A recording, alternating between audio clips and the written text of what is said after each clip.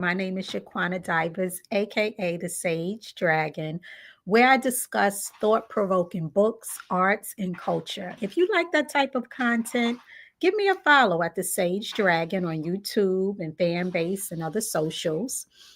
As a special edition of my show, I have been discussing Overcoming, the latest book by Michelle Obama, and it's been a 10-week discussion online. I'm going every Saturday at 11 a.m.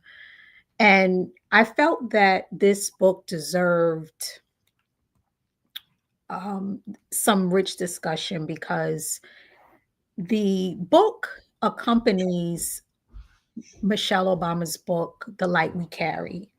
But this book is interactive. It's more like a personalized journey through these topics that are designed to support our emotional well being, that softness, the light, the cautious optimism that we really need during times like this. So, what I'm doing with this discussion is taking the topics in the book and adding more color, stories, resources to support it. So the topics, there's six. The way the book is divided is divided into six chapters. So far, we discussed small power, which was about using our intricate abilities in small but powerful ways to keep moving forward each day.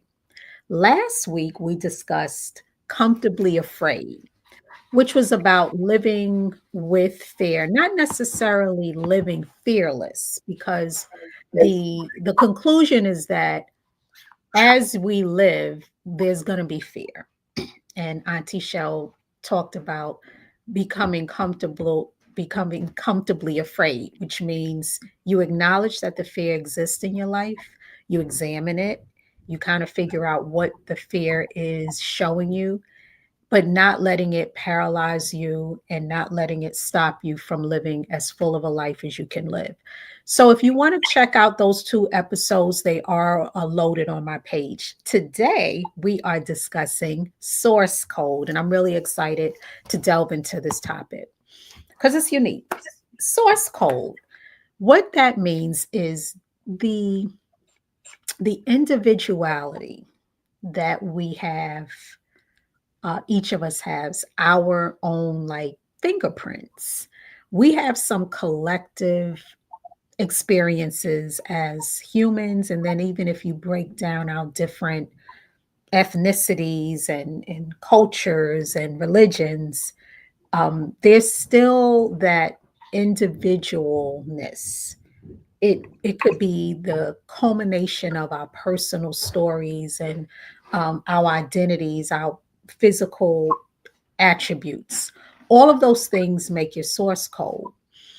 And in this topic, in this chapter, Auntie Shell is inviting us to look at our source code, look at the ways that it might have been used against us, but also how we can tap into it to make our lives better.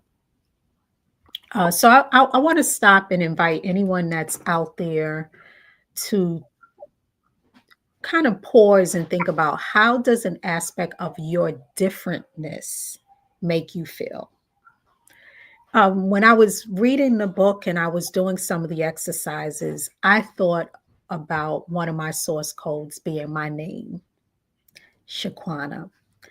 And a lot of us that were born in the 70s were given these names that were very unique compared to maybe the generations before that. So we're the generation of the Shaquanas, Shaniquas, and Tamikas and Alicias. And as I grew up, I had some people say some negative things about my name. I remember people calling my name ghetto. Like, how is a name ghetto? Let's really think about that. But someone said that about my name, and I won't name names, but it was me and someone else, and her name was Shakira. And these names they're beautiful names, they're different names. Um, they have no ties to any kind of socioeconomic meaning, but the person said that. So if I didn't do a lot of lightness and work, I would have really had an issue with my name. Down the line, I was applying to work at a company, and someone in HR suggested that I may want to take my name off my resume and use a more white sounding name so that the company wouldn't, discriminate against me. Now, I know this is a thing that this has been studied. They've looked at resumes with people who have ethnic sounding, black sounding names, or and have shown that even though they had the qualifications, they might have been overlooked. And there are people that I know personally who have done this, and I'm not judging them for that, but it never felt right for me to do that. So I didn't do it. And then I thought to myself, I know that racism and these different problems are embedded in the world. They're embedded in how things are structured. But I don't want to work for a company or even try to get a job at a company that is not gonna that's gonna make me feel like I gotta change my name. So I didn't do it. So that's just an example of how my differentness was kind of pointed out and used against me. So the other thing that Auntie Shell talks about is identifying your standouts. And source code means figuring out how something that makes you different can be used as an asset. And it could be your physical attributes. In her instance, she's very tall. She said that there was times in her life where her height made her feel self-conscious. I'm a short young lady, so for me, it's being petite. But then it's also your character strengths, your personal story, and your unique experiences. Have you lived in a different environment than most of your peers? Like, did you grow up? Did you spend some time in a different country where you might have picked up knowledge about a culture? And maybe you're a young black guy, and you lived in Germany for a while, or you lived in a part of a country within the continent for a while. It is different because most people in your peer group might not have lived in another country, or maybe you live in another part of the United States. And how has that experience of you living in a different environment added to your own unique story? I don't know that we always think about these things, and it is important because it helps you tap into your strength. And that's part of what this source code topic is about. When I think about Auntie's description of source code, I can point to many examples. One example I think of is Janelle Monáe. I remember reading about earlier in her career how she adopted a black tuxedo and pompadour look to pay homage to her working class parents. And it became her uniform. She said that her parents always wore a uniform. So she wanted to wear a uniform. She took, as an artist, she took parts of her background, the ordinariness of being from a working class family, something that many of us can relate to, having parents that did jobs that required them to wear uniform. But she took something that's normally marginalized and centered it, and had was able to add it to her star quality. And I mean, she was really excelling at that point. That to me is a perfect example of source coding. She took all the different parts of herself and even parts of herself that people you kind of overlook, and made it work for her and combined it with her artistry. And over time, she did evolve her fashion choices on the red carpet, and she looks amazing now. But I think she's a great example of source code. Um, Auntie Shell talks about her father and how he sustained a level of confidence and dignity through his MS diagnosis. And he started to get sick, and his physical character traits changed. She said they would be out and people would stare at him. He didn't let the judgment of other people become his barometer, excuse me, of for value. His value came from the pride he felt from being a father and husband, a friend and a provider.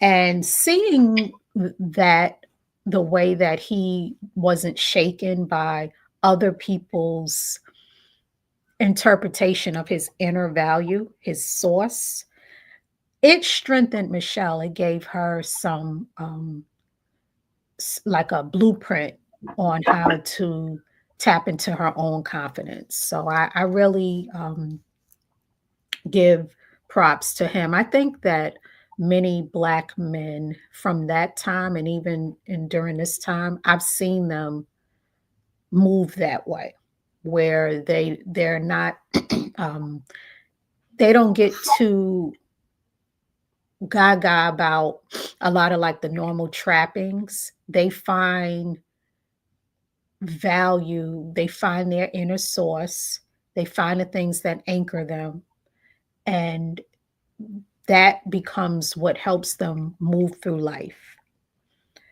as other things change.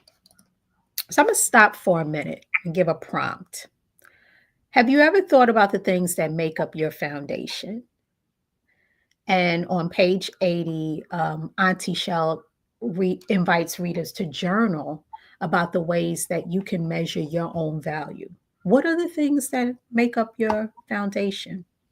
By the way, I usually show, see if I can do this, what the book looks like.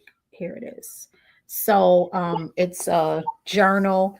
You don't have to buy the journal to participate and come in and listen into the online discussions, which is why I'm doing this. But what's nice about getting the journal is getting the book is you can really spend some time in private reflecting on these questions, and there's some habit trackers in there to help us develop healthy habits related to our emotional well-being.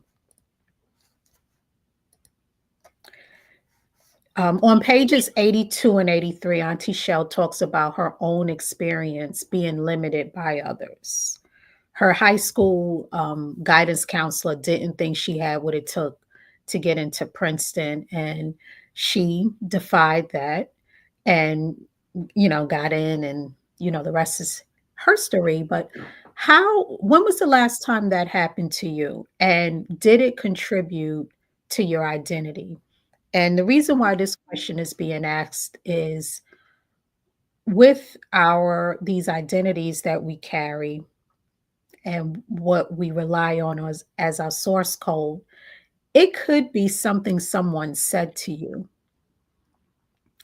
Let's say you were younger, maybe you were about 12 years old, and a relative overheard you talking about something to a friend that bothered you.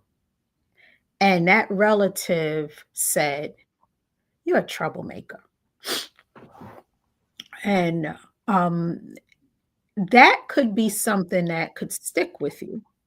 Now, it might have been that you had a real legitimate reason for talking to that friend about happened, what happened in the situation. Maybe you did carry some news back that you felt that the friend needed to hear to keep them safe, to keep them from dealing with someone that might have done them harm. Does that mean you're a troublemaker? But what happens when someone says something like that, it can contribute to what you think is your identity. So that's why it is important for us to look back if we feel limited by um, things that may have been said about us. Is it really true? And can you release that if it's putting limits on you? Another source code exemplar that I really want to celebrate today, especially with it being International Women's Day, and I meant to open like that, is the ancestor Henrietta Lacks. And every chance I get, I try to amplify the story of Henrietta Lacks. Yesterday, at work, I used her picture as my screenshot. We had did a virtual get together with all the women to talk about International Women's Day, and I used hers because I work in healthcare, and I really feel if anyone should know the story of Henrietta Lacks, it should be those of us who work in the healthcare industry. However, her story is for the world because she's known as the mother of modern medicine. So, for any of you who are not familiar with her story, in 1951, she went into John Hopkins and she was diagnosed with cervical cancer. A poor black woman, and during that time, John Hopkins would treat poor people who were in poverty, but they also felt that they had a right to research your body if they were treating you.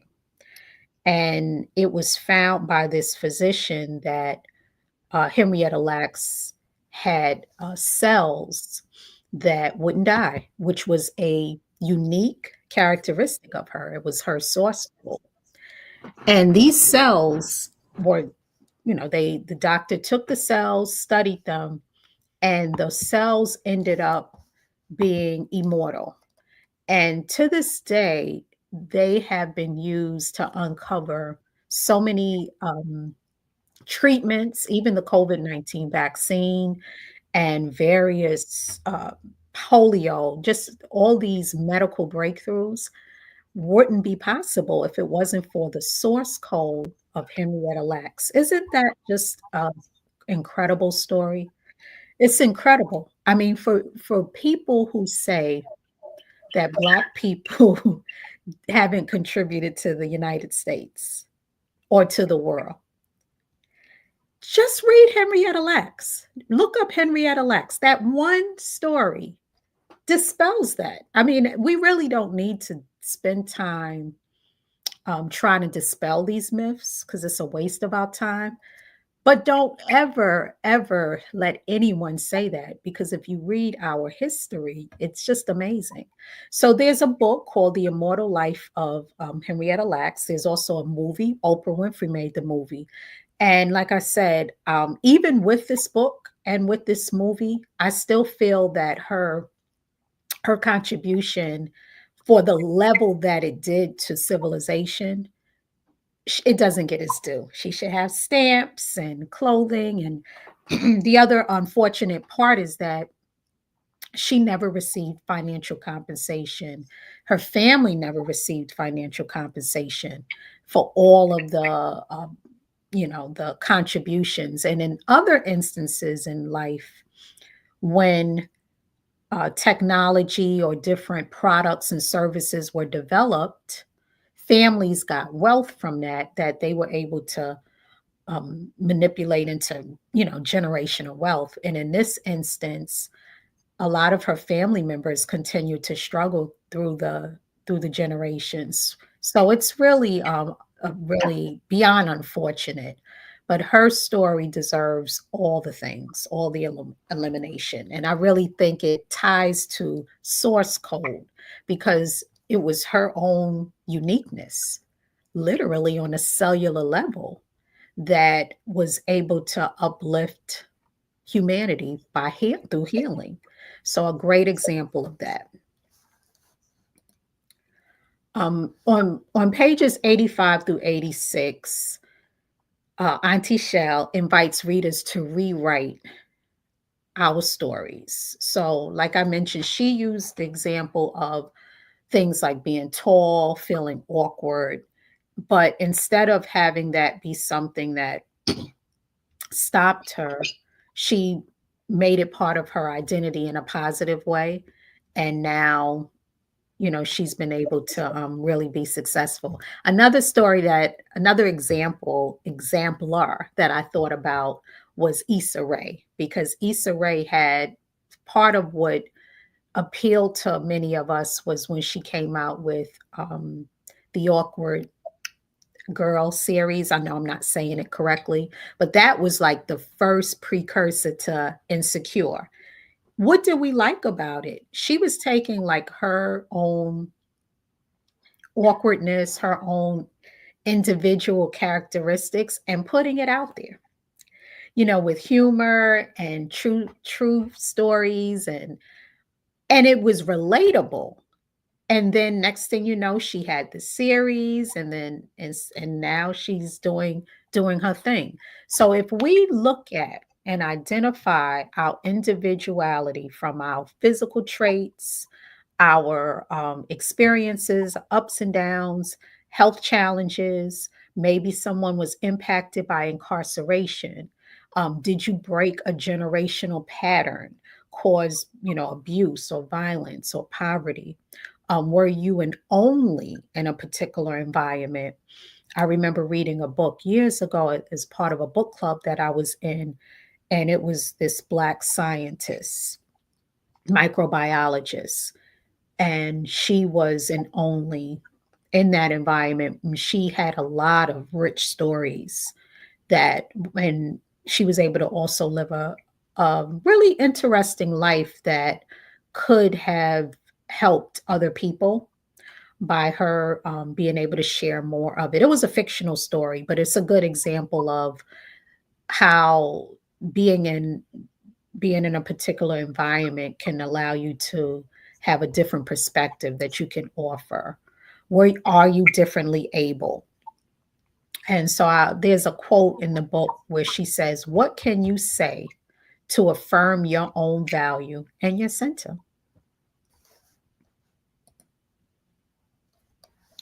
On pages 87 through 93, she gets into sharing our differences. And this has to do with as you identify your source code, and it may be that it's a vulnerable part of you.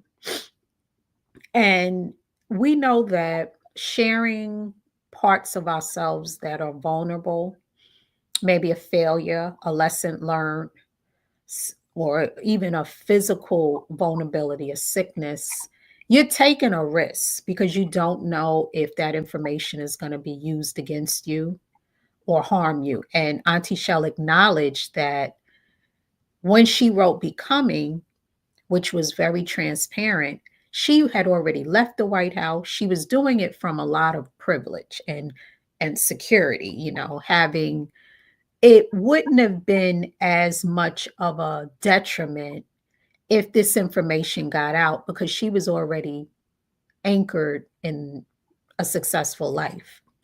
However, that's not the case for most people. So when we do decide to share our differences, like I said, you're taking a risk. You can't be so close to the vest that you never share in any instance and you don't build relationships and allies to support you in whatever it is you're trying to do.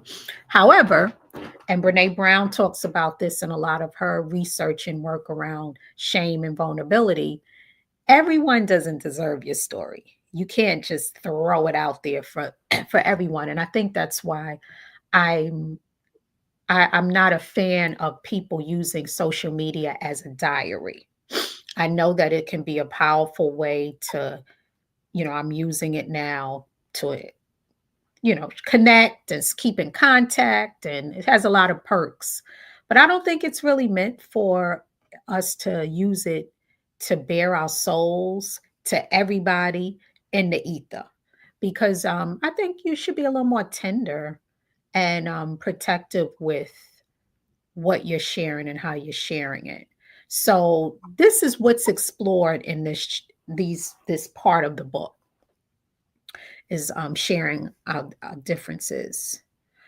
I also thought about a book that I read last year. It was one of the last books I read in 2024 called You Are Your Best Thing.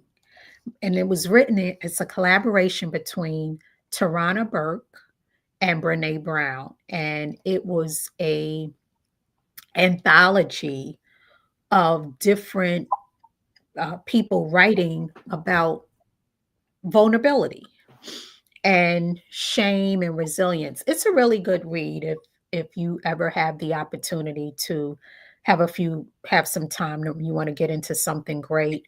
I recommend that book because I think that it really relates nicely to this topic of how we how our personal stories can be a way to connect with people and heal, because that's what the book was. It's all kinds of different stories. One of the ones that really that really touched me was there was a young man who, when he was a little boy, he was mauled by some pit bulls and it almost killed him. He ended up being extremely disfigured as a result of it, and he had to get about 50 or 60 surgeries. And as he was describing the pain, he talked about how his mother never left his side. I'm getting emotional just thinking about the way that, and I listened to the book. So I think it was him that was reading his story. Or maybe it wasn't, but it was just so well done. So as he talked about his mother, he said that he started to get into gardening and cultivating, especially like roses. And that became like a healing for him. And, he ended up for a long time wasn't in school, but really wanted to go to school and finally got to go to school, dealt with the bullying. What a journey. And, I was touched by the mothering piece, as a mother myself, someone who was harmed. I really felt what he was saying. He eventually ended up becoming an artist and a photographer. And I looked him up, and because I was like, I want to know how he's doing now. So I wish I could remember his actual name. If maybe later on I can drop his specific name in the link so you can read up on his own journey. But that's an example. That is part of his source code. That was a traumatic experience that he had that will always be with him. And yet he shared it with the world. He's moving forward. Like I said, he's an artist and a photographer. So sharing our differences can be a powerful way for us to link up. And that was part of the message of that topic. On page 94 through 97, Auntie Shell makes the point of identifying our otherness and our differences, but then suggests that when we start to think about, oh, I'm one of, she told, I'll get specific.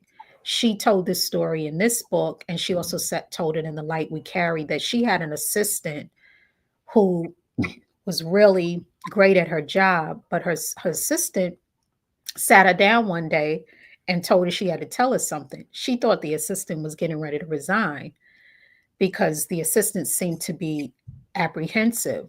Well, come to find out, the assistant told her that she had been holding on to this part of her life, which was that her father had been incarcerated. And she didn't want to tell Michelle at first, Auntie Shell, before she got the job as her assistant when Michelle Obama became first lady, because she didn't want to be judged by that. So she kept it. but it didn't feel good keeping that part of herself to herself as they blossomed into this relationship, which Michelle said was incredible. And she did such a great job and contribution to her and her family. And it was an example of how sometimes sharing our story can enhance the relationship, because she said her respect for her grew even more because now she found out even more about the things that she overcame and didn't make her, it helped her. Well, not that that helped her, I want to be clear, but meaning that was something that was a part of her that she felt she could trust Michelle in saying. And so that's part of the reason why I'm bringing it up. But what she also said is when you start to identify things, excuse me, about yourself, these identifiers, you might find that you're not so unique in it, because sometimes these things can make us feel isolated. So there's a page on the book where she invites the reader to write down unique parts of your life and experience, and then do some research to find out how many people share that. People who have people incarcerated or people who are dealing with a particular condition, or look at the world a certain way, or starting over at 50, whatever it is, you might be able to find community out there. So when I was looking at that, I thought about this poem. I'm going to share it. It's called The Human Family. It's one of Maya Angelou's popular poems. And there's a young scholar who is reciting it.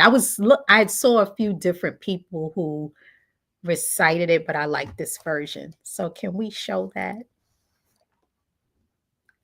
Hey Shay, good morning.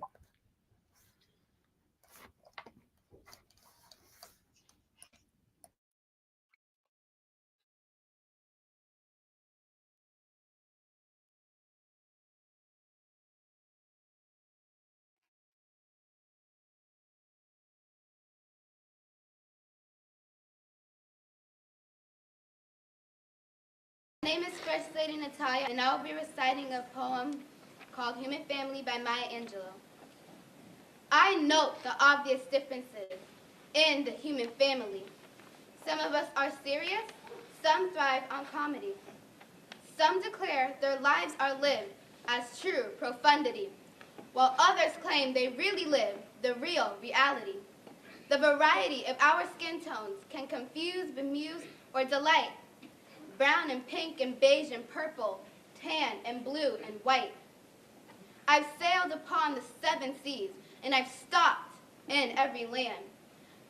I've seen the wonders of the world, not yet one common man. I know 10,000 women called Jane and Mary Jane, but I have not seen any two who really were the same. Mirror twins are different, although their features jive, and lovers think quite different thoughts while laying side by side. We love and lose in China. We weep on England's moors. We laugh and moan in Guinea and thrive on Spanish shores. We seek success in Finland, are born and die in Maine. In minor ways we differ, in major we're the same. I note the obvious differences between each sort and type, but we are more alike, my friends, than we are unalike. We are more alike, my friends, than we are unalike. We are more alike, my friends, than we are unalike. Thank you.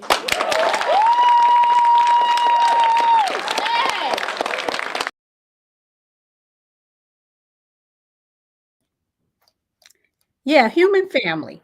A concept that hasn't really been embraced as much these days, but it is still a reality. I mean, it's been proven that race is a construct and, you know, anyhow, beautiful poem is it to me that like stands the test of time. In pages 98 through 99, Auntie Shell instructs the reader to look at ways that we may feel that our source code puts unfair stress and burdens on us. And this is something that, when she's talking about it in the book, she also kind of talks about it from the perspective of maybe the whole Black excellence. So, all of the times where, maybe in our culture, it's the one that goes to college or becomes the success, and or the one that leaves the small town and gains wealth, what that can do to that person.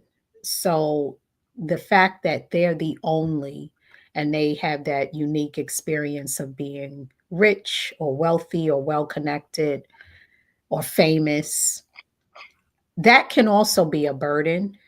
And in our culture, because success has been so gatekept, well, success from that particular metric has been gatekept, we can end up having this burden on us. I think about Black professors at colleges and universities, especially in universities like maybe PWIs, where they're trying to make it, they're trying to get published so that they don't perish and trying to get tenure.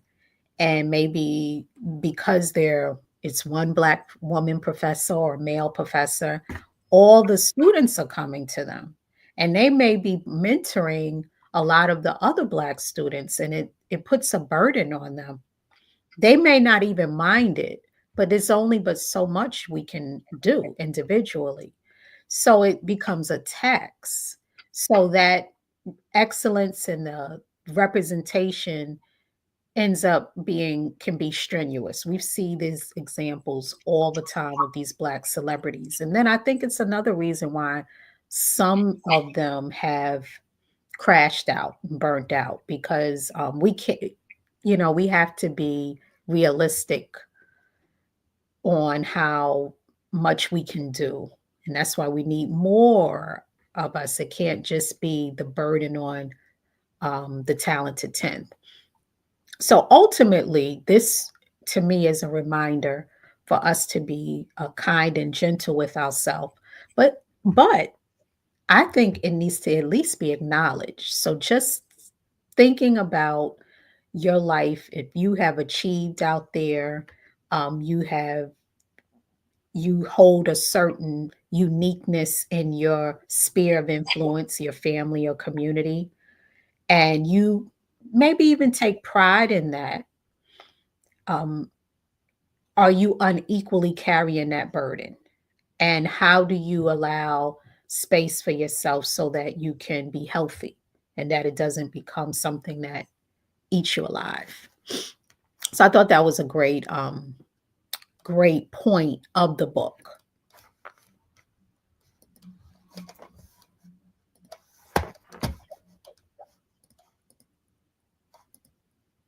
Yeah, so that really covers today's episode, or rather the source code topic. I really was excited about this because I love uniqueness and celebrating, individuality and uniqueness and connecting that to the collective.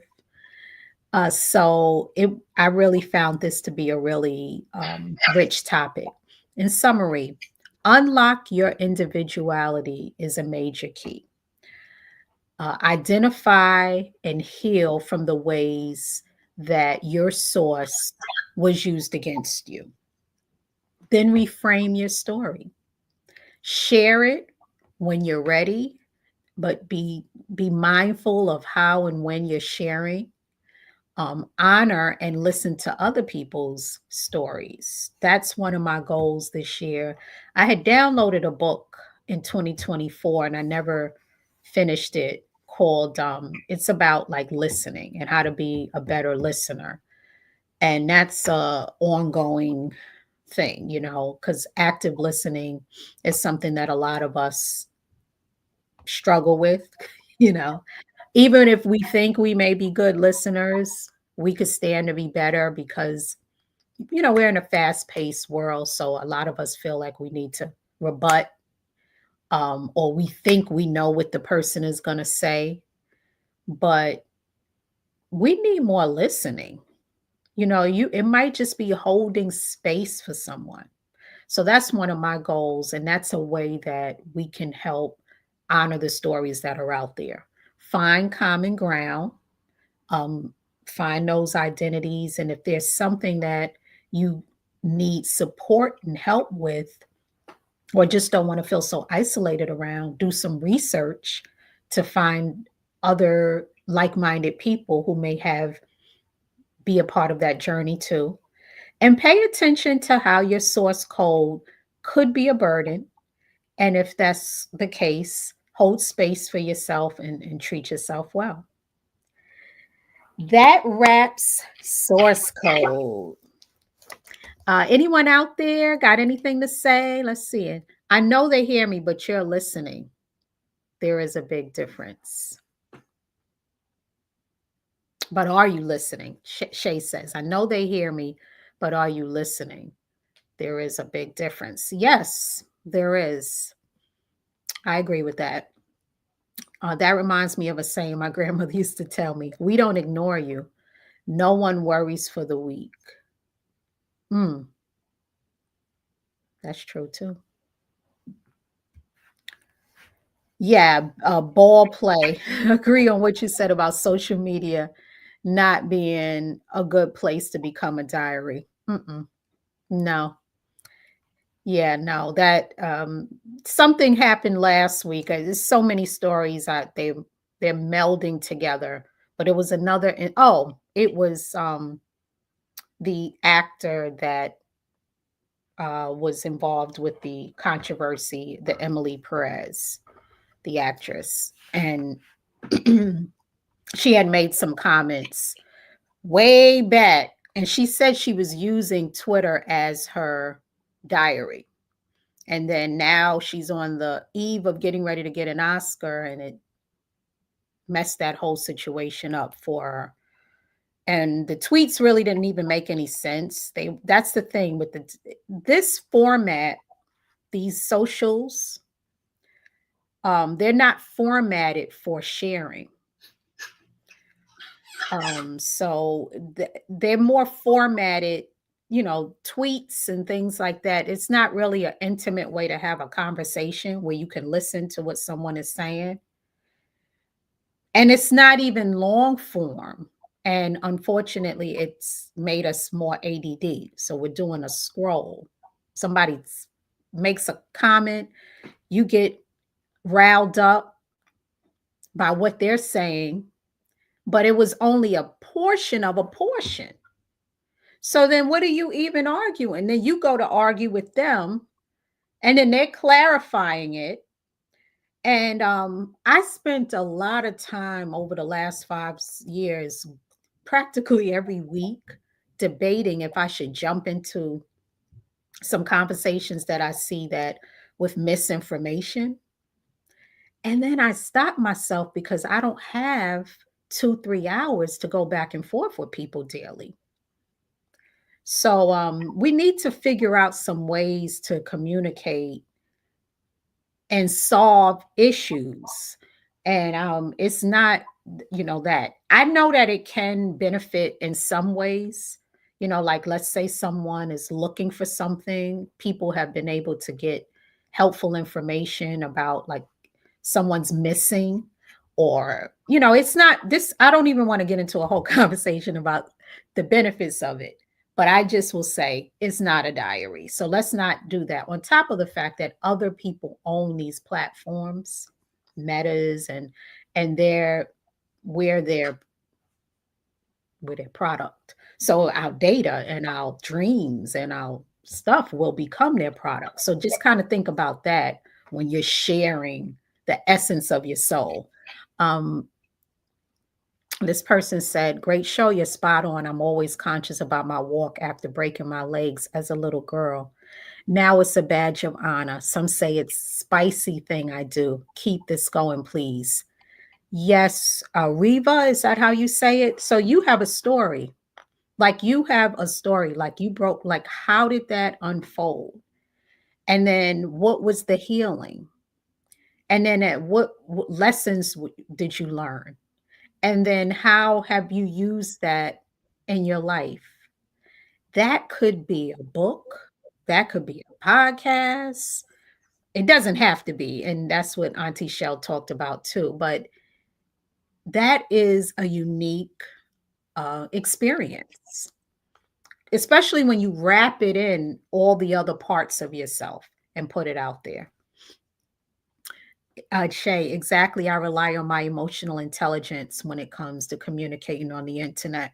Yeah, that's a great intelligence to rely on. Yeah, common sense and having a filter are great things. So I appreciate all of the comments and the love. And yeah, I am going to keep this going. So next week the topic is let's see, showing up. That's going to be a fun discussion, and I'm going to try to get some of my friends on because the showing up topic is about friendship, and anyone who's read any of Michelle Obama books may know friendship really is a big part of her value. In Becoming, her first book, she talked about one of her dearest friends who ended up passing away. They were college roommates, I believe. And this friend was just fun. And Michelle was always very serious. Like she grew up, get good grades and be responsible. That's kind of the values her parents put in her. But when she met this friend, Joy, her friend opened that up for her. And so she taught her like lightness, softness, happiness, music. So she cares a lot about friends, and she got into it more with the light we carry. Like she has her annual get togethers with her friends. And I appreciate that. And I value friendships too. So showing up for those we care about in meaningful ways, that's what we're going to be discussing on next week's episode.